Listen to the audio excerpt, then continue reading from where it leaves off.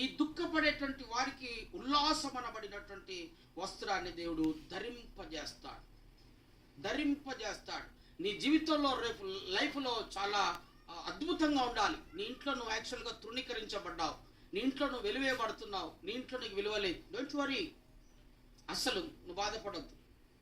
కానీ బాధపడుతూ ఉంటే వేస్ట్, నువ్వు ముఖం మార్చుకొని కూర్చుంటే వేస్ట్, నువ్వు దుఃఖపడుతుంటే వేస్ట్. ఆ దుఃఖం ఏదో, ఆ బాధ ఏదో దేవుని సన్నిధికి రావాలి. టీవీలు చూసుకుంటా, వాట్సాప్లు చూసుకుంటా, యూట్యూబ్లు చూసుకుంటా నీ టైం వేస్ట్ చేయొద్దు. ఆ కన్నీరు ఏదో దేవుని సన్నిధిలో కార్చు, ఆ వేదన ఏదో దేవుని సన్నిధిలో నువ్వు తెలియపరచు. బెస్ట్ లైఫ్ ఉంటుంది. రాబో దినాల్లో చాలా బెస్ట్ లైఫ్ ఉంటుంది. రాబో దినాల్లో చాలా బెస్ట్ లైఫ్ చూస్తావు. నువ్వు నీ పిల్లలు దీవించబడతారు. మనం దీవించబడడానికి మన చదువు అక్కర్లే, మనం దీవించబడ్డానికి మనకు పలుకుబడి అక్కర్లే. దీనితో ఈరోజు దేశాలు తిరుగుతున్నాను.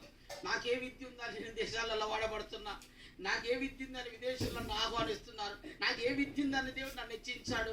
ఏ పార్టీ వాడిని దావీదన్నట్టుగా గొర్రెలు కాసుకునే నేను ఏ పార్టీ వాడిని, నేను నా కుటుంబం ఏ పార్టీది అంటే నా ప్రార్థన పార్టీది. నా కన్నీరు, నా ప్రార్థన, నా పవరు అది దేవుని దగ్గరికి ఇచ్చేది.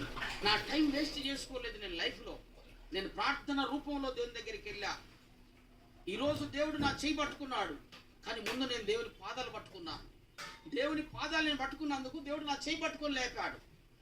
చెప్తున్నాను కారణం ఏంటిది అని అంటే, దేవుడు మాట్లాడటమే కాదు, రెండోది నా ప్రార్థన మీద నాకు నమ్మకం. హల్లెలూయా.